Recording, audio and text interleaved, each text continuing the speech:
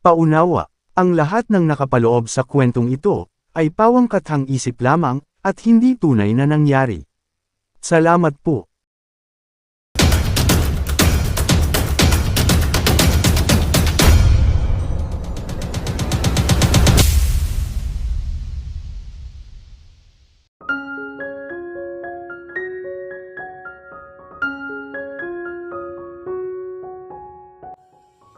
Mula ng araw na iyon, mas naging mapanmatsyag si Sophia. Hindi na siya lantaran ko kumilos. Hindi na siya nagbabanta. Hindi na rin siya nakikipagtalo kay Adrian tungkol kay Elena. Sa halip, ngumingiti na lamang siya. At iyon ang lalong kinatatakutan ni Elena. Dahil alam niyang may binabalak ang babae. Isang umaga, inutusan si Elena ni Rosa na dalhin ang ilang mahalagang dokumento sa opisina ni Don Roberto. Karaniwan lamang na gawain iyon. Wala siyang dahilan para maghinala. Tahimik siya naglakad patungo sa opisina. Ngunit na makarating siya roon, walang tao sa loob. Kakaiba. Ipapatong na sana niya ang mga dokumento sa mesa nang may mapansin siya. Nakahandusay sa ibabaw ng mesa ang isang mamahaling kwentas na diamante. Napakaganda nito. At alam niyang hindi iyon basta-basta pag-aari na kung sino. Hindi niya ito ginalaw. Ipinatong niya ang dokumento at agad na lumabas. Ngunit hindi niya alam. Mula sa bahagyang nakabukas na pinto sa kabilang silid ay nakatingin si Sophia at nakangiti. Pagdating ng hapon, nagkagulo ang buong mansyon. "Nawawala ang kwintas ko!" sigaw ni Sophia. Nagtipon ang lahat ng kasambahay sa sala. Maging sina Don Roberto, Doña Celeste at Adrian ay naroon. "Iyon ay minana ko pa sa aking lola," umiiyak na sabi ni Sophia. Tahimik ang lahat hanggang sa nagsalita si Doña Celeste. "Walang lalabas ng mansyon hanggat hindi natin nahanap ang kwintas." Isa-isang sinuri ang mga silid ng mga kasambahay. Kinabahan si Elena. Hindi dahil may kasalanan siya, kundi dahil pakaramdam niya ay may masamang mangyayari. At tama siya. Nang buksan ang kanyang aparador, tumambad ang nawawalang kwintas. Nanlaki ang mga mata niya. "Hindi po." Tahimik ang buong silid. Maging si Rosa ay hindi makapaniwala. "Elena?" bulong nito. Hindi makapagsalita ang dalaga. Paano nangyari iyon? Hindi niya kailanman hinawakan ang kwintas. "Maniwala po kayo, hindi ko po yan kinuha." Matigas ang boses ni Doña Celeste. "At paano iyon napunta sa aparador mo?" "Wala po akong alam." Maya-maya ay nagsalita si Sophia at kunwari ay nasasaktan. "Akala ko mabuti kang tao." Parang may humampas sa puso ni Elena. Hindi siya makapaniwala. Bitag. Napakalinaw na bitag iyon. Ngunit wala siyang ebidensya. Wala siyang paraan upang patunayan ang kanyang sarili. Unti-unting lumapit si Doña Celeste. "Pinagkatiwalaan ka namin." "Mama, hindi po ako magnanakaw." Tahimik ang lahat. Mabigat. Hanggang sa marinig ang boses ni Adrian. Hindi siya ang kumuha. Lahat ay napatingin sa kanya. Maging si Sophia. "Adrian," mahinang sabi nito. Diretsyon tumingin ng binata kay Elena at walang pag-alilangan niyang sinabi na, "Mas maniniwala ako sa kanya kaysa kahit na sino rito." Natahimik ang buong sala. Ngunit sa pagkakataong iyon lalong nagalit si Sophia dahil hindi gumana ang kanyang plano. At habang nakatitig siya kay Elena, nangako siya sa sarili kung hindi niya kayang sirain ang reputasyon nito, sisiguraduhin niyang mawawala ito sa buhay ni Adriana, anuman ang maging kapalit. Hindi pa rin makapaniwala si Elena sa nangyari. Kung hindi dahil kay Adriana, maaaring napalayas na siya sa mansyon. Ngunit kahit naligtas siya sa paratang, alam niyang hindi pa tapos ang laban. Mas lalo lamang naging mapanganib si Sophia. Kinagabihan, hindi makatulog si Elena.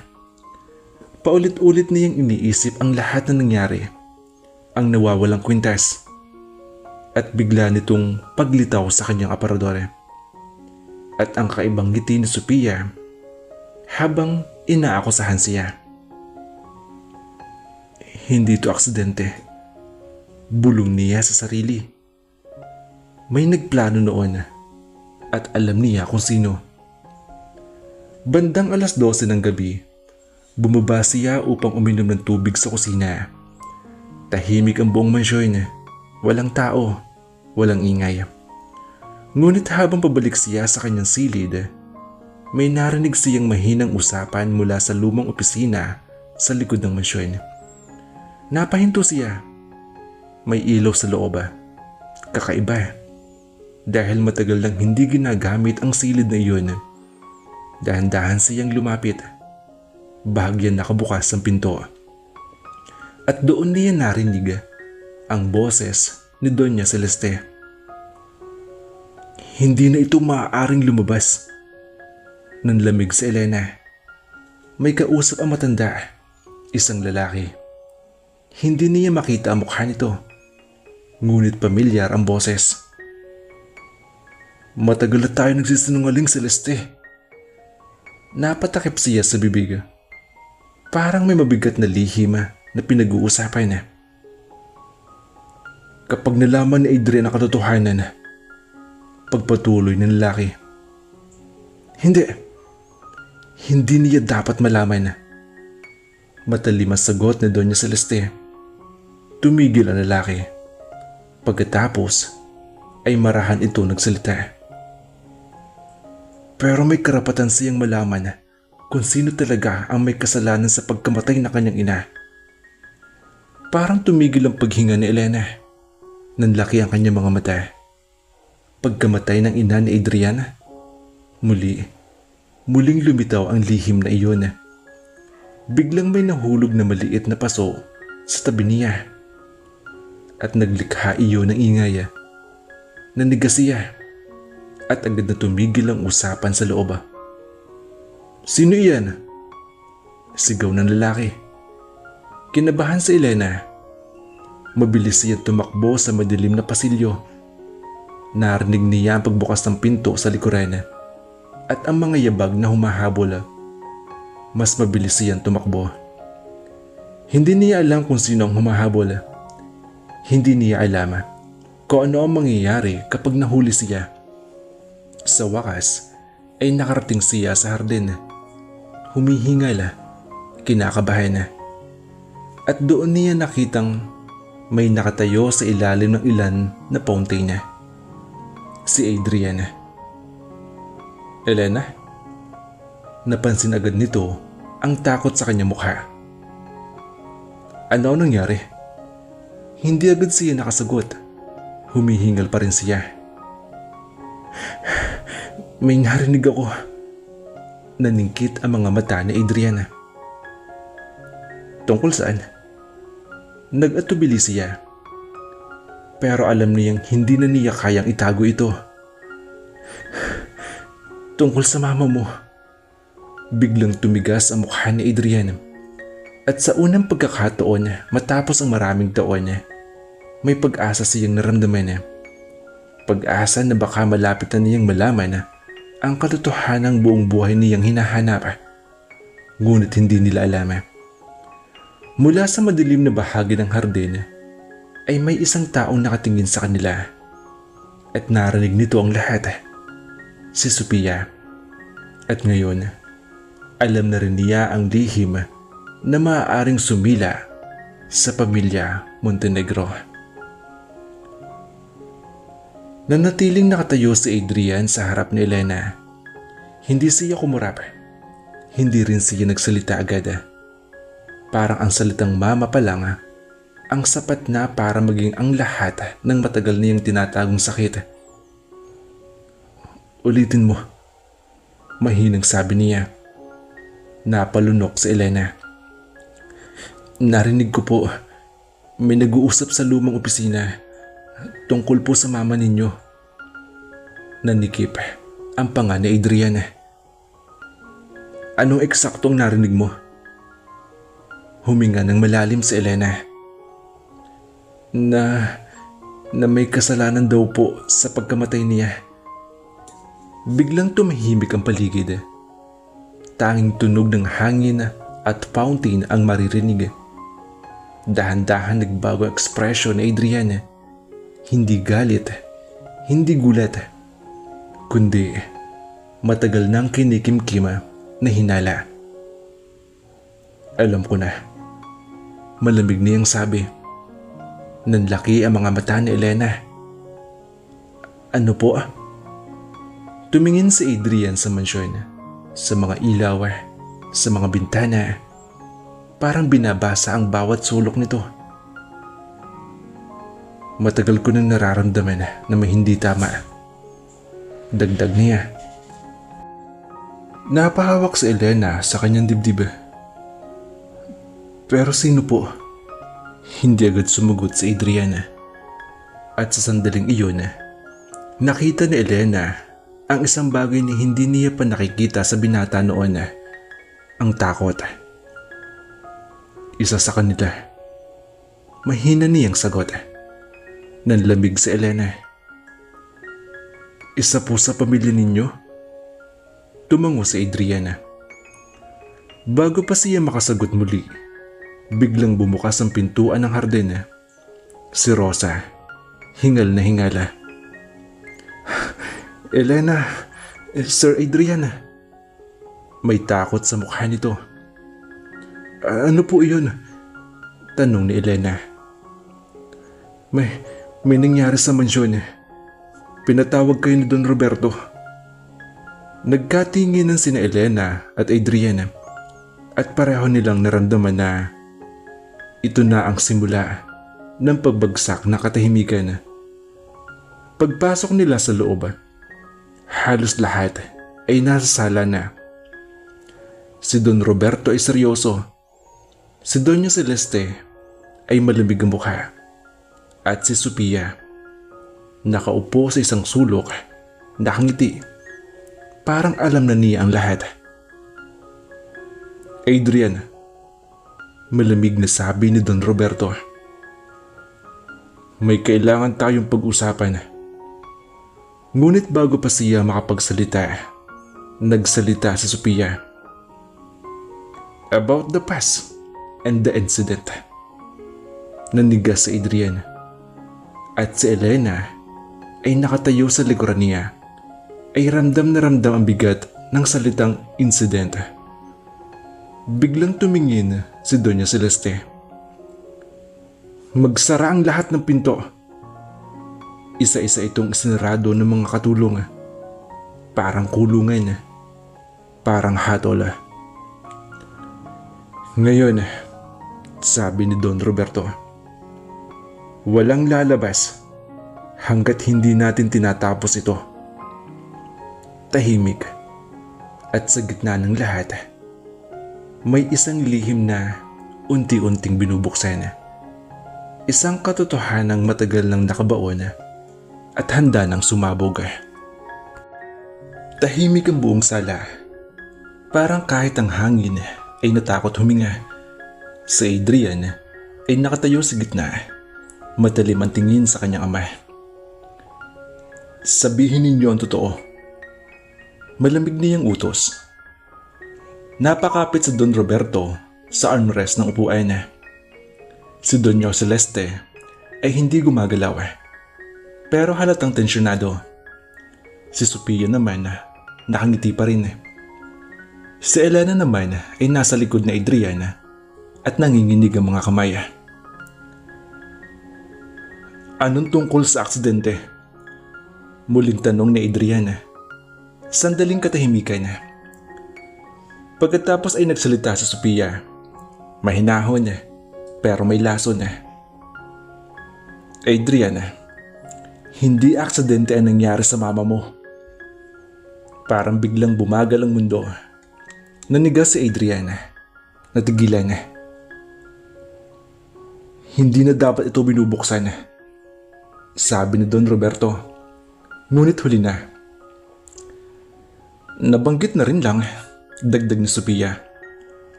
Baka oras na para malaman mo kung sino talaga ang kasama niya noong araw na iyon. Tumingin si Adrian sa kanya. Anong ibig mong sabihin? Humakbang si Sophia at itinuro ang isang direksyon. Hindi si Elena, hindi si Don Roberto, kundi si Doña Celeste. Nanlaki ang mga mata ni Elena. Si Doña Celeste? Bulong niya. Biglang tumigas ang mukha ng matandang babae. Kalokohan! Mariing sagot nito. Ngunit hindi umatras si Sophia. Talaga ba? Kinuha niya mula sa bag ang isang lumang larawan na ipinakita nito sa lahat. Sa larawan, ang ina ni Adrian kasama si Doña Celeste at ang lalaking nakita ni Elena sa silid-aklatan. Nanlamig ang buong silid. Ano yan? Tanong ni Adrian. Tahimik hanggang sa magsalita si Don Roberto. That was taken weeks before the accident. Napalingon si Adrian sa kanyang ama. Alam niyo rin? Hindi sumagot agad si Don Roberto at iyon ang sagot. Biglang sumabog ang emosyon ni Adrian. Hindi ito totoo. Adrian, mahinang sabi ni Elena. Kalma ka po. Ngunit pinutol siya ng binata. Huwag!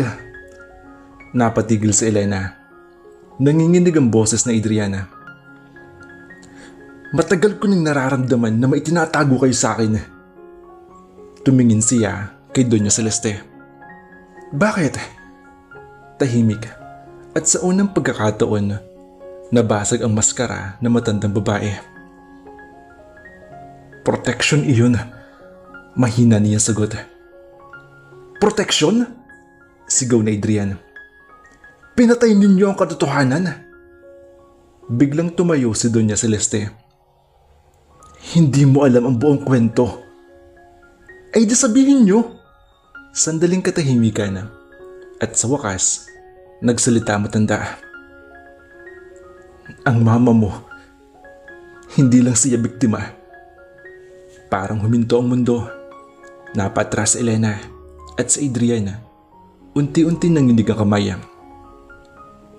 Hindi lang biktima? Ulit niya. Dahan-dahan tumango si Doña Celeste. May alam siya na maaaring sumira sa buong pamilya. Tahimik ang lahat, nakakabingi.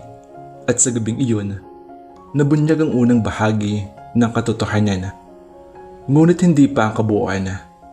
Dahil sa likod ng katahimikan ng mansyon, may isang taong ngumiti, si Sophia. At alam niya ngayon na nagsisimula na ang totoong digmaan. Parang hindi pa rin humuhupa ang tensyon sa loob ng sala. Ang mga salitang binitawan ni Doña Celeste ay nakakabitin pa rin sa hangin. Hindi lang biktima. Paulit-ulit sa yon sa isip ni Adrian na parang kutsilyong umiikot sa dibdib nito. Hindi totoo iyan. Mariing sabi niya, pero halata nanginginig na ang boses. Tumingin si Doña Celeste sa kanya. Kung hindi mo tatanggapin ang katotohanan, hindi ka makakausad. Ano bang katotohanan yan? Sigaw na Adriana. Sa gitna ng katahimikan, si Don Roberto ang unang bumigay. Huminga ito ng malalim. Adriana, ang mama mo ay nakatuklas ng mga transaksyon na hindi dapat niya malaman. Nanlaki ang mga mata ni Elena. Anong klaseng transaksyon? Mahinang tanong nito. Hindi siya pinansin na matanda. Nagpatuloy si Don Roberto. Mga pera, kontrata, at mga kasunduang maaari magwasak sa pangalan ng pamilya Montenegro. Nanigas si Adrian. Hindi. Pinakiusapan namin siya na tumigil, dagdag ni Doña Celeste. Pero hindi siya nakinig. Biglang sumingit si Sophia. At nung araw na aksidente, kasama niya ang taong iyon. Itinuro niya ang lalaking nasa lumang larawan. Ang lalaking kanina pa na bumabagabag sa lahat. Siya ang huling nakasama ng mama mo. Nakakabinging katahimikan ang dumaan. Napalingon si Adrian sa larawan. Nasaan siya ngayon? Walang sumagot. Hanggang sa marahan na nagsalita si Don Roberto. Hindi na siya bumalik pagkatapos ng aksidente. Nanlamig si Elena sa narinig. Parang nawala lang po siya, ganun? Tanong ng lalaki. Tumango si Sophia. Convenient, right? Lahat ay nagkatinginan. At doon, biglang may nagbukas ng lumang drawer sa gilid ng sala. Lahat napalingon. Si Rosa, hingal na hingal. Mama, sir, may nakita po ako sa storage room. Lumapit siya at inaabot ang isang lumang sobre. Para po kay Sir Adriana. Nanigas si Adriana, kinuha niya ang sobre. Tahimik at binuksan niya iyon. At habang binabasa niya ang sulat, unti-unti nagbago ang mukha niya. Galit, sakit at takot. Anong nakalagay? Mahinang tanong ni Elena. Hindi agad sumagot si Adriana. Pagkatapos ay ibinaba niya ang papel. At sa unang pagkakataon, nakita ni Elena ang binata na tuluyang nawala ng kontrol. Dinala ninyo ako sa kasinungalingan. Buong buhay ko. Napatras si Doña Celeste. Adrian, stop! Sigaw niya. Tumahimik ang buong sala at sa gitna ng lahat, isang katotohanan ang lumabas. Hindi pa buo, ngunit sapat na para mapagsimulan ng pagbagsak ng pamilya Montenegro. At sa likod ng pinto, si Sophia ay mahina ng tumawa. Finally. Ang sigaw ni Adrian ay tila yumanig sa buong mansyon. Dinala ninyo ako sa kasinungalingan. Buong buhay ko. Hindi na siya tumingin na kahit kanino. Ang mga kamay niya ay nakakuyuma at nanginginig na sa galit. Si Elena ay nakatayo lang sa likuran niya. Hindi alam kung paano siya lalapitan. Si Doña Celeste ay napaupo muli para bang biglang nawala ang lakas niya. Adrian, pakinggan mo naman muna kami. Mahinang sabi ni Don Roberto. Ngunit umiiling ang binata. Hindi ko na alam kung alin pa ang totoo sa inyo. At sa katahimikan na iyon, unti-unting bumigat ang hangin. Si Sophia nakaupo sa gilid, tahimik na pinagmamasdan ang gumuho nilang mundo at masaya siya roon. Kung gusto mong malaman ng buong katotohanan, simulan mo sa lalaking nawawala, sabi ni Sophia. Biglang tumingin si Adrian sa kanya. Nasaan siya? Ngumiti si Sophia. Hindi ko alam. Sinungaling ka? Sigaw ni Adrian. Ngunit kalmado lang si Sophia. Hindi mo ako kailangan sisihin. Hindi ako nagtatago ng lahat ng ito sa'yo. Tumingin siya kay Doña Celeste, tapos kay Don Roberto, isa-isa. Parang ipinapasa ang kasalanan. Napapikit si Elena. Lahat ay para unti-unting bumabagsak. Ang pamilya, ang tiwala, ang katotohanan. Biglang tumayo si Adriana. Ayokong manatili sa bahay na ito. Adrian! Sigaw ni Don Roberto. Ngunit hindi siya lumingon. Naglakad siya papunta sa pinto. Kung lahat kayo nagsisinungaling sa akin, wala na akong pamilya dito. Tahimik, walang humarang, walang tumigil. At sa paglabas niya sa mansyon, parang tuluyang nagbago ang lahat. Sumunod si Elena na nanginginig ang loob. Sir Adrian, huminto siya sa labas. At sa unang pagkakataon ng gabing iyon, humarap siya sa kanya. Hindi na malamig, hindi na kontrolado, nasasaktan. Sabihin mo sa akin, mahina niyang sabi. May natitira pa ba akong totoo? Natigilan si Elena. Hindi niya alam ang sasagot. Dahil sa gitna ng lahat ng kasinungalingan, si Adrian mismo ang nagsisimula ng mawala ang tiwala sa lahat. Kahit sa sarili niya. Sa likod nila, sa may bukana ng pinto, si Doña Celeste ay nakatingin lang, tahimik, at mahina niyang ibinulong na hindi pa ito ang huling pagbagsak. At sa malayo, si Sophia nakatayo sa dilim, ngumingiti. Ngayon, magsisimula na ang totoong laro. Mabilis ang mga hakbang ni Adrian habang inilalayo ang sarili sa mansyon ng mga Montenegro. Hindi siya lumingon, ayaw niyang lumingon. At sa bawat hakbang niya, parang may bumabasag sa loob niya.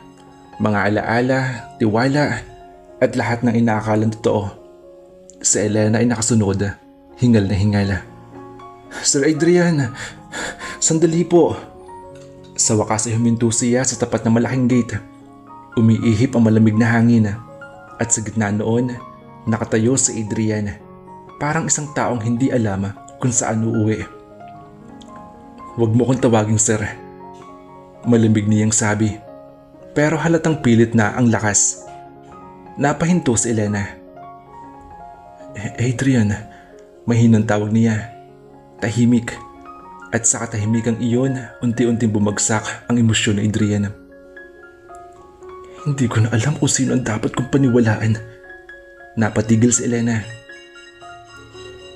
Pero hindi po lahat ay kasinungalingan. Tumingin si Adrian sa kanya. Matalim, nasasaktan. Ano ang totoo, Elena? Hindi agad siya nakasagot. Dahil maging siya, nalilito na rin. Huminga ng malalim si Adrian. Buong buhay ko, iningatan nila akong mabuhay sa isang kwento na hindi ko alam ang totoo. Napakuyom siya nakamao. At ngayon, lahat ng pinapaniwalaan ko gumuho sa harap ko. Lumambot ang ekspresyon ni Elena. Masakit po talaga, pero hindi ibig sabihin na wala na kayong pamilya. Natigilan si Adrian. Tumawa siya ng mahina, pero walang saya. Pamilya? Tumingin siya sa mansyon sa likod nila. Ang pamilya na nagsinungaling sa akin? Tahimik. Humakbang siya palayo. Kung totoo ang sinabi nila, bakit nila ako itinago sa katotohanan? Hindi sumagot si Elena. Kasi hindi niya rin alam. At iyon ang mas masakit. Biglang huminto si Adrian muli. Huwag mo akong sundan. Nanlaki ang mga mata ni Elena. Adrian, saan po kayo pupunta? Hindi agad siya sumagot. At sa unang pagkakataon nakita ni Elena ang lalaking unti-unting nawawala sa sarili niya. Kung may katotohanan man, hahanapin ko itong mag-isa. Malamig niyang sabi. Pagkatapos ay tumaligod siya at naglakad palayo. Si Elena ay naiwan sa gitna ng kalsada, mag-isa, tahimik, at sa kanyang dibdib, parang may unti-unting nawawala. Sa likod ng mansyon, si Sophia ay nakamasid mula sa bintana. Ngumiti siya. Perfect! At sa loob ng mansyon, si Doña Celeste ay nakatitig lang sa lumang kahon. Hindi pa tapos. Bulong niya. Mas lalala pa ito. Mag-isa si Adrian sa lungsod, walang mansyon, walang pamilya, walang sagot. Tanging galit at pagkalito ang kasama niya. Sa isang maliit na lumang apartment na pansamantala niyang tinuluyan, nakaupo siya sa sahig habang tinititigan ng mga dokumentong kinuha niya bago umalis ng misyon. Ang sulat, ang larawan, at ang mga piraso ng katotohanang hindi pa buo. Lahat ng ito, kasinungalingan. Bulong niya. Ngunit kahit paulit-ulit niya itong sabihin, hindi nawawala ang sakit. Sa kabilang dako, hindi rin mapakali si Elena. Hindi siya umuwi sa kanyang silid buong gabi. Nasa hardin siya ng mansyon, nakaupo sa ilalim ng puno kung saan sila unang nag-uusap ni Adrian na matagal. Nasaan na kaya siya?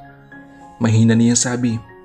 Sa unang pagkakataon, hindi na niya iniisip ang pagiging katulong. Hindi na niya iniisip ang utos. Ang nasa isip niya lang ay si Adrian. Kinabukasan, kinausap siya ni Rosa.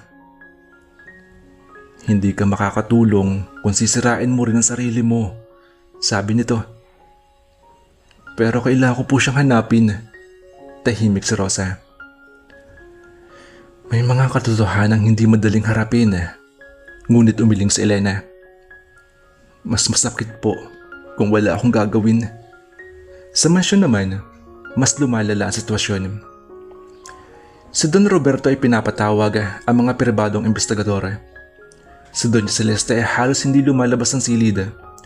At si Sophia, patuloy na umiikot sa gitna ng gulo. Parang alam niya ang susunod na hakbang. Hindi pa siya sumusuko, sabi niya sa sarili habang tinitingnan ang lumang larawan. Good. Samantala sa apartment ni Adriana, may kumatok. Nanigas siya. Adrian, boses iyon ni Elena. Mabilis siyang tumayo at binuksan ang pinto. Paano mo ako nahanap? Malimig niyang tanong. Hindi po mahalaga iyon, sagot ni Elena. Hingal pa rin. Hindi ka dapat narito. Alam ko po. Tahimik. Nagkatingin na sila. At sa unang pagkakataon mula nang umalis si Adrian sa mansyon, hindi galit ang nasa mata niya, kundi pagod. Bakit nandito ka? Tanong niya. Huminga ito ng malalim. Dahil hindi ko kayang hayaan kayong mag-isa. Nanigas si Adriana. Hindi mo naiintindihan kung gaano ito kalaki. Adrian, hindi po. Pero naiintindihan ko na nasasaktan kayo. Bumagsak ang balikat ni Adrian. Lahat ng pinapaniwalaan ko gumuha. Lumapit si Elena ng kaunti. Kung ganun, itayo natin ulit. Natigilan siya. Hindi ko alam kung paano. Gumiti si Elena ng mahina. Hindi rin po ako. Sandaling katahimikan at sa unang pagkakataon, hindi na sila mag-isa ng sakit. Ngunit sa malayo, may isang taong nakamasid, si Sophia, at nakangiti siya habang hawak ang bagong impormasyon. Perfect timing. Ngayon, magsisimula na ang totoong pagbagsak. Tahimik ang apartment ni Adrian. Pero hindi ito katahimikan ng kapayapaan, kundi katahimikan ng mga taong pagod na sa pagtakbo mula sa katotohanan. Si Elena ay nakaupo sa gilid ng maliit na sopa, habang si Adrian ay nakatayo sa may bintana, nakatingin sa mga ilaw ng lungsod. May gusto akong malaman, mahinang sabi ni Adrian. Napatingin si Elena. Ano po?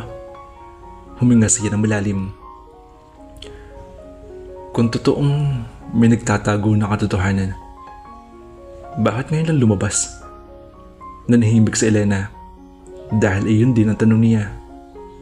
Sa mansyon naman, si Sophia ay abala sa isang tawag. Hindi na siya babalik doon, malamig niyang sabi. May kausap siya sa kabilang linya. Sigurado ka? Sagot ng lalaki. Bumiti si Sophia. Mas sigurado pa ako kaysa dati. Ibinaba niya ang phone at tinignan ng isang folder na sa mesa. Mga larawan, mga dokumento, at isang planong matagal niyang hinihintay. Kapag bumaksak ang pamilya Montenegro, walang matitira. Biglang bumukas ang pinto. Si Don Roberto. Anong ginagawa mo? Malimig niyang tanong. Hindi nagulat si Sophia. Ako? Pinipigilan ko ang mas malalang mangyari. Tumingin ito sa kanya, kalmado. Naningkit ang mga mata ni Don Roberto. Lumayo ka sa anak ko. Ngumiti si Sophia. Late na po.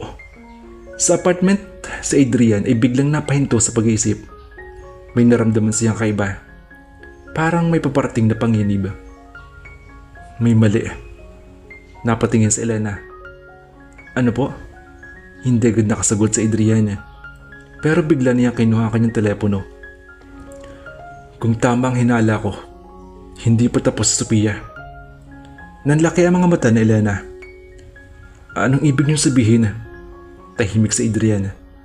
At sa unang pagkakataon, halatang seryoso ang takot sa kanya. May plano siya. Samantala sa mansyon, biglang bumukas ang mga ilaw sa buong bahay. Nagkagulo ang mga kasambahay. May hack sa sistema! Sigaw ng security. Napatayo si Doña Celeste.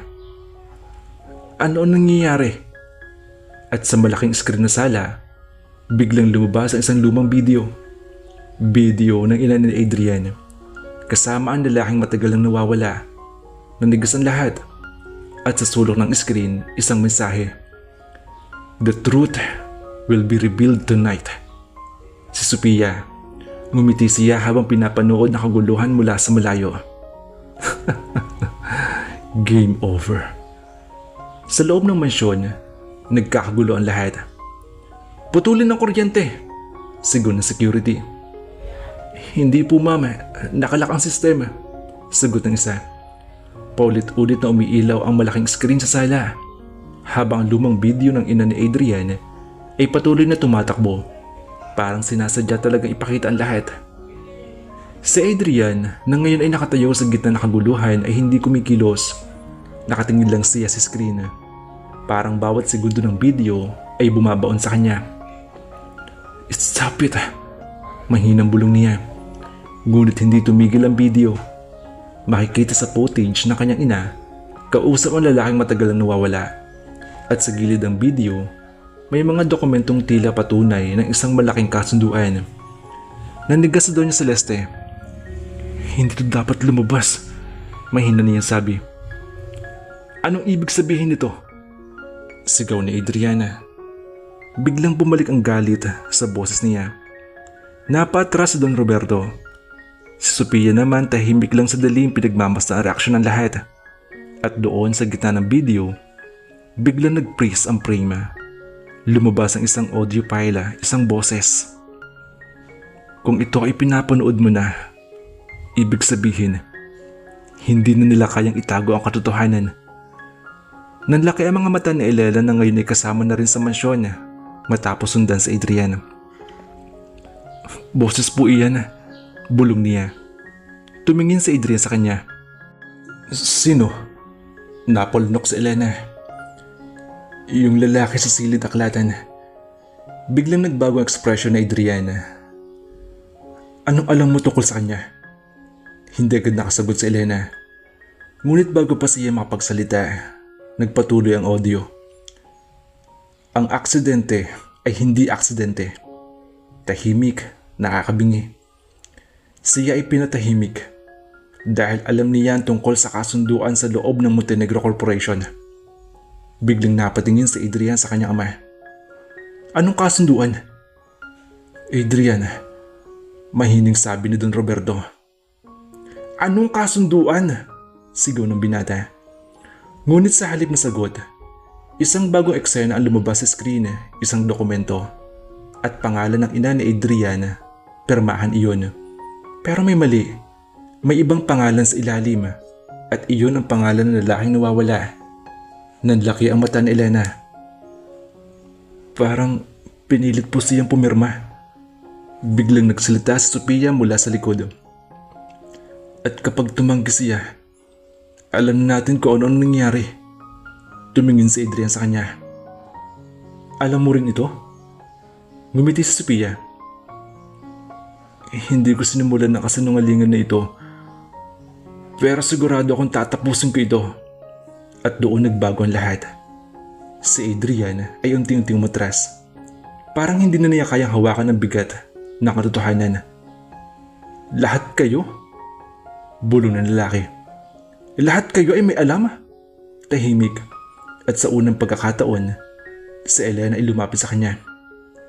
Adrian, ngunit hindi siya pinansin ng binata. Tumingin siya sa lahat.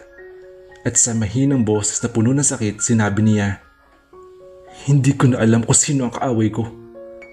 At sa sandaling iyon, dahan-dahan nagpatay ang video at nagdilim ang screen. Ngunit sa dilim na iyon, may mas malala pang katotohanan na hindi pa nila alam. Tahimik ang mansyon matapos mamatay ang screen. Pero ang katahimikan na iyon ay mas malala kaysa sa ingay. Parang lahat ng tao sa loob ay nawala ng kakayanan magsalita.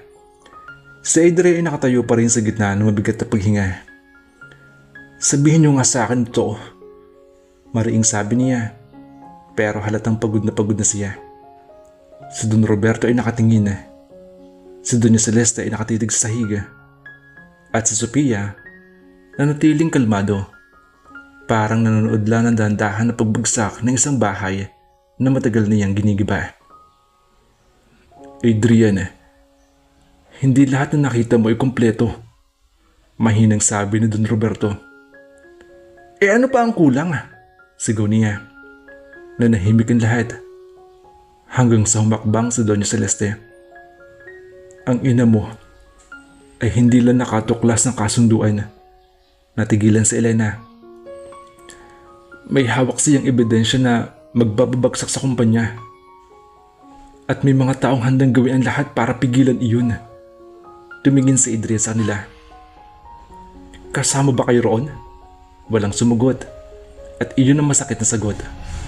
Dahan-dahang umatras si Adrian. Parang nawalan siya ng balanse. Hindi. Bulong niya. Hindi ko kayang paniwalaan. Lumapit si Elena. Adrian, hindi po lahat ng tao dito ay kaaway nyo. Ngunit bigla siyang tinitigan ng binata. Sino ang kakampi ko, Elena? Natinggilan siya. Hindi niya agad nasagot. Dahil sa totoo lang, hindi rin niya alam. Biglang nagsalita si Sophia. Kung gusto mong malawan totoong kakampi mo, hanapin mo ang lalaking nasa likod ng lahat.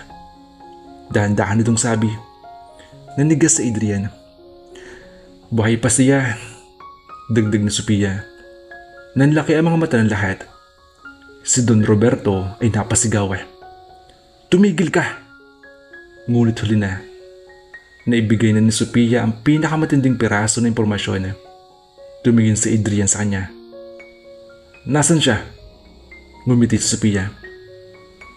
Kung sasabihin ko, mawawala ang lahat ng kontrol ng pamilya mo. Tahimik.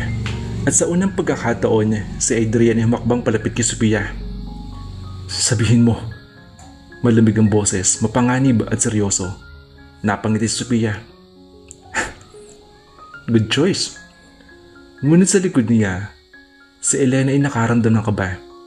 Dahil alam niya, ang susunod na hakbang ay hindi lang tungkol sa katotohanan, kundi tungkol sa pagbagsak ng lahat ng koneksyon ni Adrian sa mundo niya. At maaaring hindi niya ito mabawi muli. Tahimik ang lahat matapos ang sinabi ni Sophia. Buhay pa siya. Parang iyon lang nag-iiwan ng echo sa buong mansyon. Si Adrian ay nakatitig kay Sophia, hindi kumukurap. Nasaan siya? Malamig niyang tanong. Gumiti si Sophia dahan-dahan. Depende. Naningkit ang mga mata ni Adrian. Depende sa ano?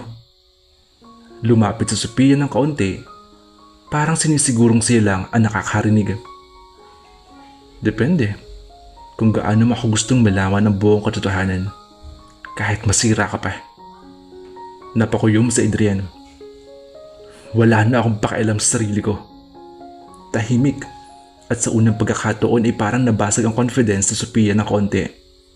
Ngunit mabilis din itong bumalik. Well, kung ganun, may lugar na dapat mong puntahan. Biglang nagbago ang hangin. Si Doña Celeste ay napalingon agad. Hindi, mariing sabi nito. Pero huli na, naibagsak na ni Sophia ang pangalan. Isang lubang lugar sa labas ng lungsod. Isang lumang warehouse district na matagal lang iniiwasan ng pamilya Montenegro. Nanlamig si Elena. Bakit po doon? Mahinang tanong nito. Tumingin si Sophia sa kanya. Dahil doon nagsimula ang lahat. Biglang tumalikod sa Adrian. Pupunta ako doon. Adrian! Sigaw ni Don Roberto. Ngunit hindi na siya nakinig. Naglakad siya palabas at sa unang pagkakataon, walang kahit sino ang makapigil. Sumunod si Elena. Hindi ka pwede mag-isa, sabi nito. Tumingin si Adrian. Delikado doon. Mas delikado kung wala ako, sagot niya. Tahimik. At sa unang pagkakataon, hindi na siya tinanggihan ng binata. Sa kabilang panig naman, sa Sophia ipinagmamasdan lang sila. Perfect, bulong nito. At sa likod ng mansyon, si Doña Celeste ay humawak sa mesa. Hindi pa niya dapat nalalaman ang lugar na yun, mahina nitong sabi. Ngunit huli na ang lahat. Sa warehouse district, madilim doon. Kalawangin ng mga lumang gusali, walang tao.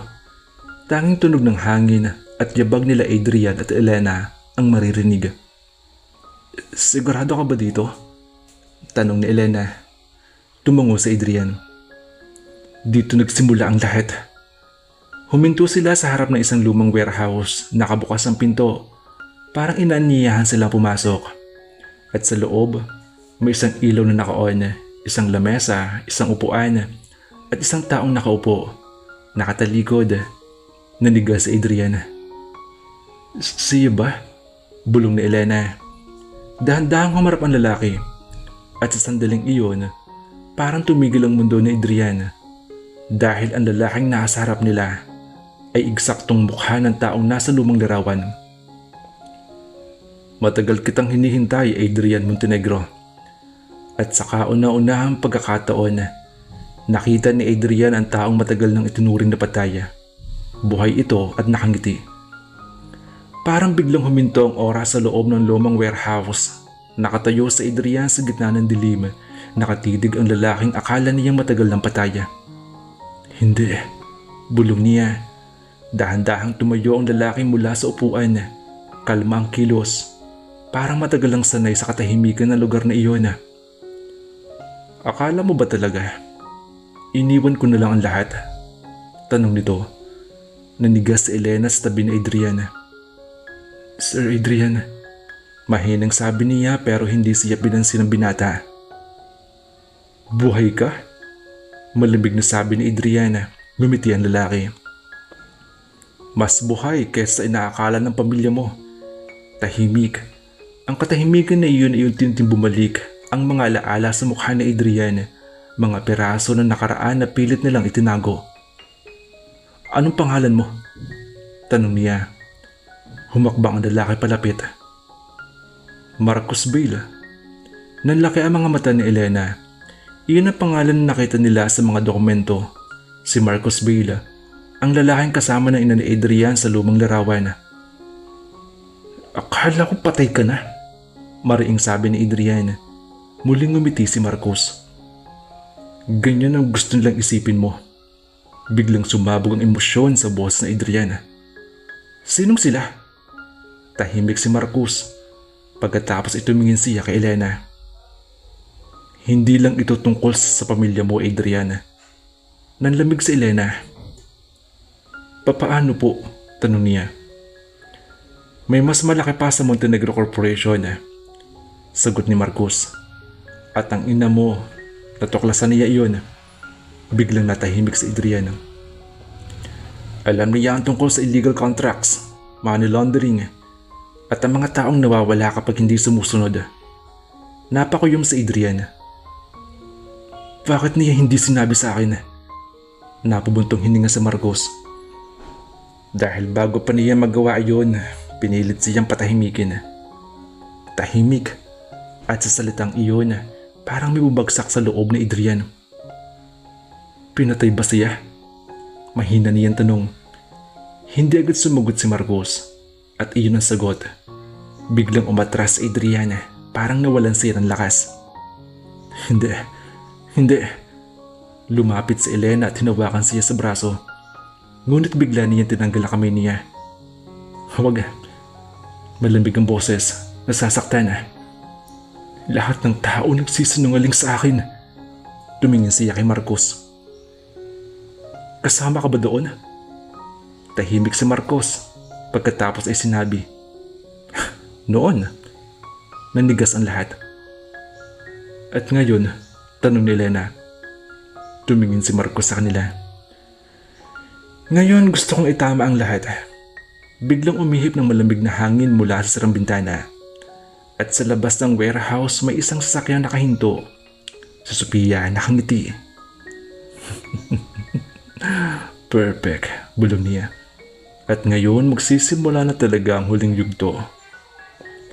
Sa loob ng warehouse mabigat ang katahimikan matapos ang mga salitang binitawan ni Marcos Vela. Ngayon gusto kong itama ang lahat. Ngunit hindi ganun kadali para kay Adrian na tanggapin iyon. Paano ko malalaman na hindi ka nagsisinungaling ngayon? Malimig niyang tanong. Tahimik si Marcos at sa unang pagkakataon hindi siya agad nakasagot. Si Elena ay nakatingin lang sa dalawa, ramdam ang tensyon na parang puputok anumang oras. Biglang humakbang si Marcos papunta sa isang lamesa. Dahil may patunay ako, inilapag niya ang isang lumang USB drive. Lahat ng impormasyon, transaksyon, recordings, at mga pangalan ng mga taong sangkot narito. Naningkit ang mga mata ni Adrian. Bakit ngayon mo lang ibinibigay? Napabuntong hininga si Marcos. Dahil ngayon ka lang handang maniwala. Tahimik. Ngunit bago sa pas lumalim ang usapan, biglang may malakas na pagbagsak sa labas. Napatingin silang lahat sa pinto ng warehouse. Sunod-sunod na ilaw ng sasakyan. Maraming tao. May paparating, bulong ni Elena. Nanigas si Adrian at mula sa dilim ng labas dahan-dahang bumukas ang pinto si Sophia. Kasama ang ilang lalaking nakaitim. Nakangiti siya. Ngunit ngayon, hindi na iyon simpleng ngiti. Iyon ay ngiting panalo. Good evening, sabi niya. Akala niyo ba dito tatapos ang lahat? Nanihimik si Marcos. Naningkit ang mga mata ni Adrian. Anong ginagawa mo? Lumapit si Sophia sa loob ng warehouse, walang takot. Ginawa ko lang matagal ko ng plano. Tumingin siya kay Marcos. At salamat at lumabas ka rin. Nanigas si Marcos. Alam mong babalik ako? Sabi ng lalaki. Ngumiti si Sophia. Exactly. Biglang nagbago ang pakaramdam ni Elena. Anong ibig niyong sabihin? Tanong niya. Dahan-dahang lumingon si Sophia sa kanya. Simple lang. Lahat ng ito ay hindi aksidente. Tumingin siya kay Adrian. Hindi ang pagkapatay ng mama mo. Hindi ang pagkawala ni Marcos. At hindi rin pagbagsak ng pamilya mo. Tahimik. At sa pinakamalamig na boses ay sinabi nito na lahat ay parte ng iisang plano. Nanlaki ang mata ni Adrian. Plano mo? Ngumiti si Sophia. At ngayon, nandito na tayo sa dulo. Bigla naglabas ang mga lalaki sa likod niya ng armas. Nanigas si Elena. Adriana. Lumapit si Adrian sa harap niya. Huwag kang gagalaw. Ngunit huli na. Isang hakbang pa lang nila ay nagsimula na ang kontrol ng warehouse na mapuno ang panganib. At sa gitna ng lahat, si Sophia ay nakangiti pa rin dahil alam niyang kahit sino pa ang manalo sa gabing iyon, wala nang babalik sa dati. Tahimik ang warehouse, ngunit ang katahimikan ay parang manipis sa salamin na handa na mabasag. Nakatayo si Adrian sa harap ni Elena. Protektado siya gamit ang sariling katawan. Sa Marcos ay nasa gilid. Hawak ang USB drive na tila pinakamahalagang ebidensya ng lahat ng kasinungalingan. At si Sophia nasa gitna ng lahat, kalmado, parang matagal nang inaasahan ang eksaktong sandaling ito. Hindi mo na ito makokontrol, Sophia. Malamig na sabi ni Marcos. Ngumiti siya. Hindi ko naman kailangang kontrolin lahat. Tumingin siya kay Adrian. Dahil sapat na alam ko kung paano kayo kikilos. Naningkit ang mga mata ni Adrian. Anong ibig mong sabihin? Biglang naglakad si Sophia palapit. Simple, alam kong darating ka dito. Alam kong dadalhin ka ng katotohanan. Tapos alam kong susunod ang emosyon mo. Napakuyom sa Adrian. Ginamitan mo lang kami? Hindi lang kayo, pati ang pamilya mo, sagot nito. Tahimik, at sa likod ng warehouse, may biglang tunog ng sirena. Nanlaki ang mga mata ni Elena. Pulis, bulong niya. Ngumiti si Sophia. Of course, lumingon si Marcos. Ito ang plano mo? I-frame kami? Umiling si Sophia. Hindi, mas malala pa dun. Biglang bumukas ang ilaw ng warehouse at sa isang iglap, lumabas ang screen ng CCTV na naka-install sa loob ng live feed ng eksena. At sa kabilang panig ng video call, si Don Roberto, si Doña Celeste, at ilang board members ng Montenegro Corporation. Nanigas si Adrian sa nakita. Anong ginagawa mo? Nakangiti si Sophia. Pinapakita ko lang sa kanila kung paano kayo magdesisyon kapag wala ng kontrol. Tahimik at sa unang pagkakataon naintindihan ni Elena, ito ay hindi lang laban ng katotohanan. Ito ay laban ng reputasyon, ng kapangyarihan, ng buong pangalan ng pamilya Montenegro. Biglang nagsalita si Don Roberto sa screen. Adrian, bumalik ka na ngayon din. Ngunit hindi gumagalaw ang binata. Tumingin siya sa camera. At kung hindi, tahimik. Si Sophia sumagot. Kung hindi ka susunod, ilalabas ko ang lahat ng ebidensya ngayon. Nanigas ang lahat. Nanigas na din si Marcos. Ikaw talaga? Ngumiti si Sophia. Hindi ko sinira ang pamilya mo, Adriana. Ginawa ko lang kayong harapin ang sarili niyong multo. Biglang napahawak si Elena sa braso ni Adrian. Ramdam niya ang panginginig nito, pero hindi ito umatras. Sa halip, humakbang siya pasulong. Kung gusto mo ng katotohanan, ilabas mo ang lahat. Nanlaki ang mata ni Sophia. Sigurado ka? Tahimik si Adrian, at sa sandaling iyon, si Sophia ay unang beses na hindi agad nakangiti dahil alam niyang may posibilidad na hindi na niya makontrol ang susunod na mangyayari.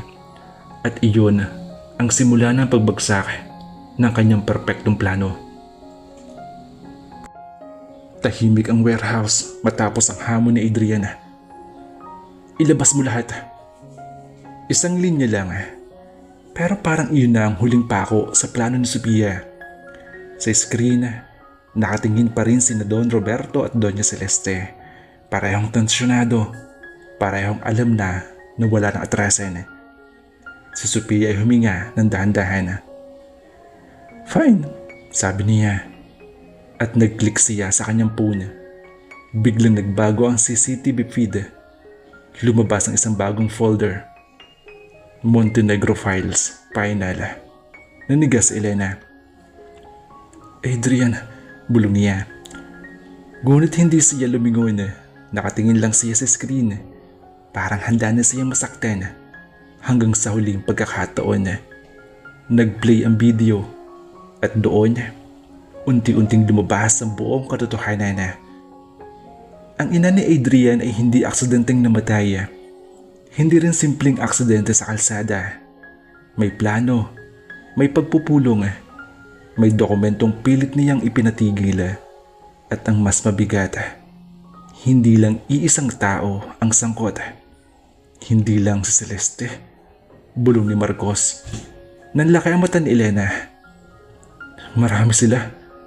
Sa video, lumabas ang boses ng ina ni Adrian. Kung pipilitin niyo akong pumirma, isisiwalat ko ang lahat. At sagot ng isang boses, hindi mo magagawa yan. Tahimik. Biglang nagbago ang eksena. Isang sasakyan, isang gabing maulan, at isang desisyon na hindi na binalik pa.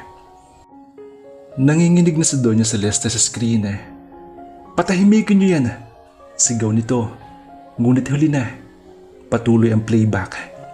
Si Don Roberto ay nakayuko. Parang tinamaan ng matinding bigat at si Adrian hindi umiimik. Pero ang mga kamay niya ay nanginginig. Kayong lahat ay nariyan. Mahina nitong sabi. Tahimik at doon ay biglang nagsalita si Sophia. Hindi mo pa nakikita ang pinaka-importanting parte. Lumingon si Adrian.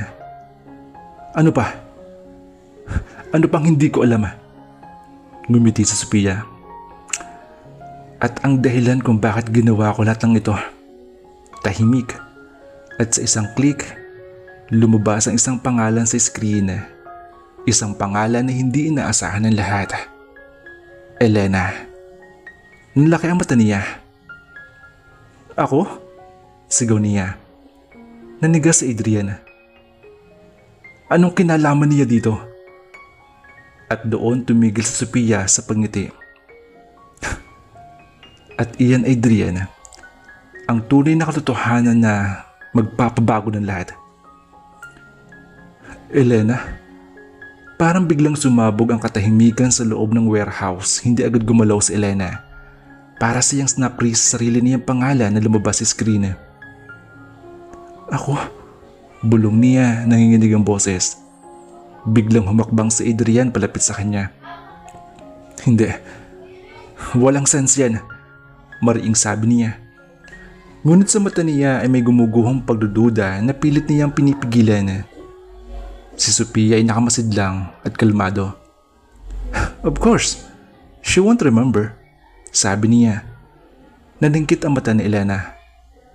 Anong ibig mong sabihin? Lumapit si Sophia ng kaunti. At least, not yet, tahimik. Biglang nagsalita si Marcos. Anong ginagawa mo sa kanya? Ngumiti si Sophia. Hindi ako, ang pamilya niya. Parang biglang bumigat ang hangin. Tumingin si Adrian kay Elena. Sabihin mo sa akin totoo. May alam ka ba dito? Mahina niyang sabi. Nanlaki ang mata ni Elena. Wala po. Wala akong alam. Ngunit kahit siya, ramdam niyang may butas sa sarili niyang inala. Parang may kulang. Parang may nakalimutan siyang matagal na. Biglang nag-play muli ang video at doon lumabas ang lumang eksena. Isang batang Elena kasama ang ina ni Adrian. Tahimik ang warehouse. Imposible, bulong ni Marcos. Si Don Roberto sa screen ay namutla. Si Doña Celeste ay hindi makatingin. At si Adrian dahan-dahang umatras. Bakit kasama ka niya? Mahinang tanong niya. Nanlalabo ang mata ni Elena. Hindi ko po alam. Ngunit sa isip niya, unti-unting bumabalik ang mga putol na alaala. Isang malaking gusali, isang dokumento. Isang gabing umiyak siya. At isang pangakong hindi niya matandaan kung ano.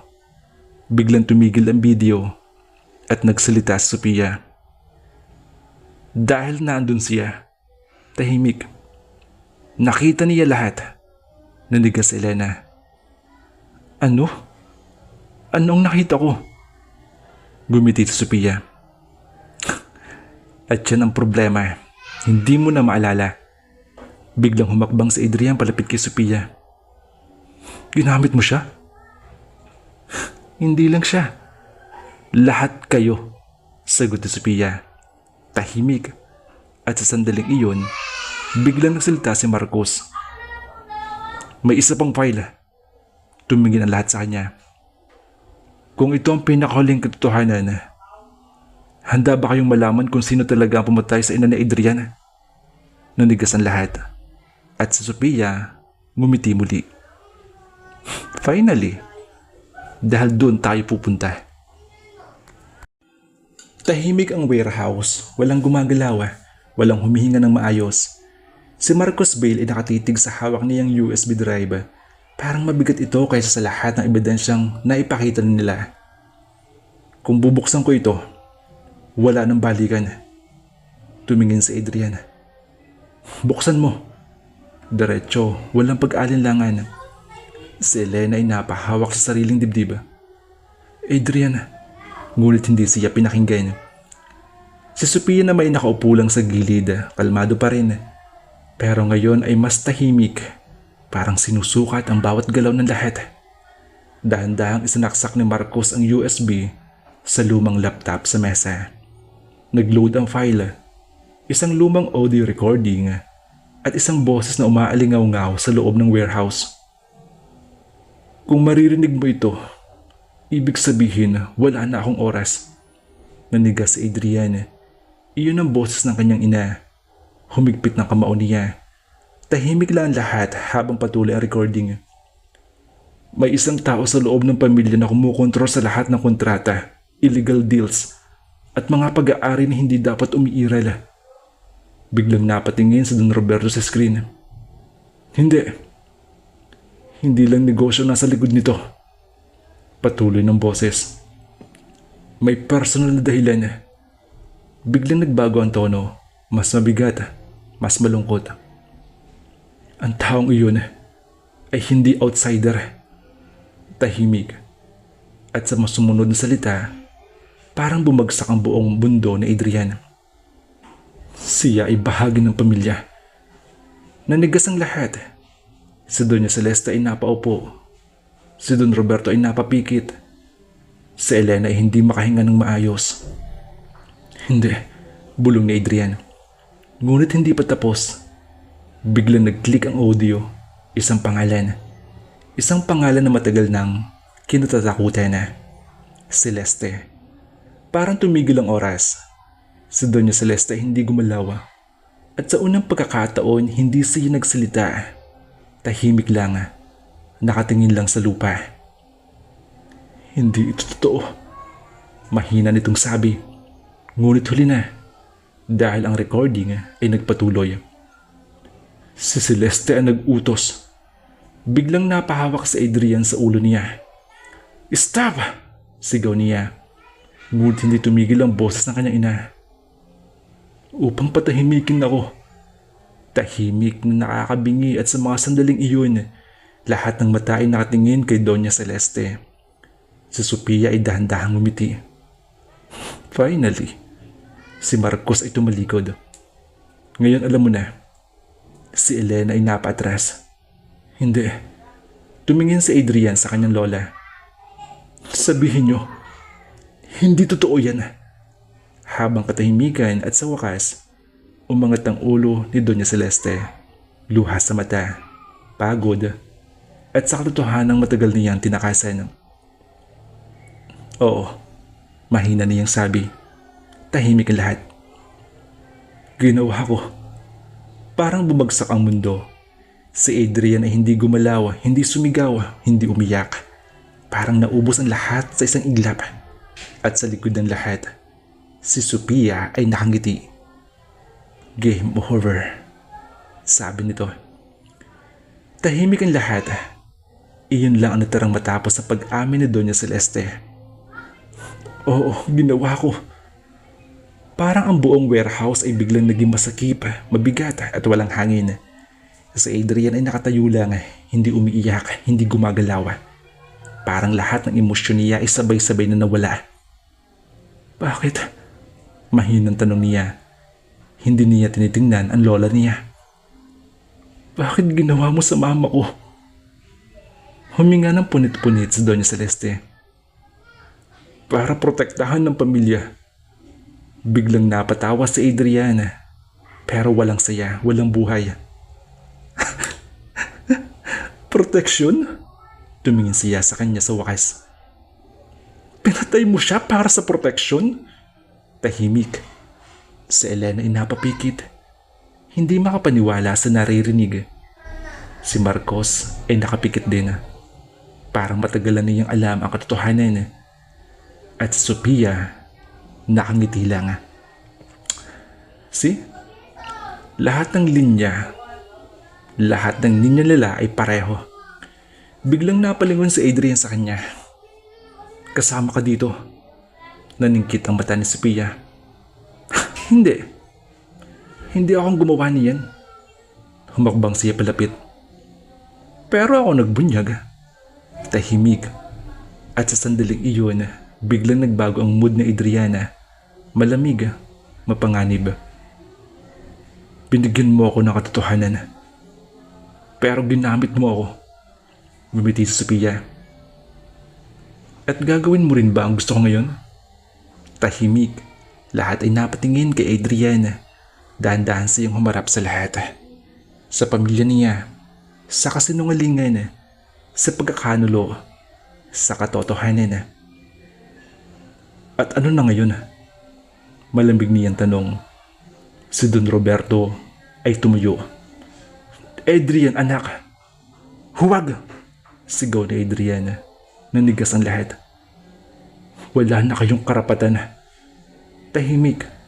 At sa unang pagkakataon lumapit si Adrian sa gitna ng warehouse. Parang siya na ang nasa gitna ng hukom. At lahat kayo magbabayad. Napatingin si Adrian. Napatingin si Elena. Adrian, ngunit hindi siya nilingon. At sa sandaling iyon naiintindihan niya. Hindi na siya ang dating Adrian. Ang pamilyang Montenegro ay nagsisimula ng gumuho mula sa loob. Si Sophia ay tahimik na tumango. Good. Now you are ready. At sa labas ng warehouse, nagsisimula ng dumating ang mga pulis. Huli na. Dahil ang pagbagsak ay hindi na maiiwasan.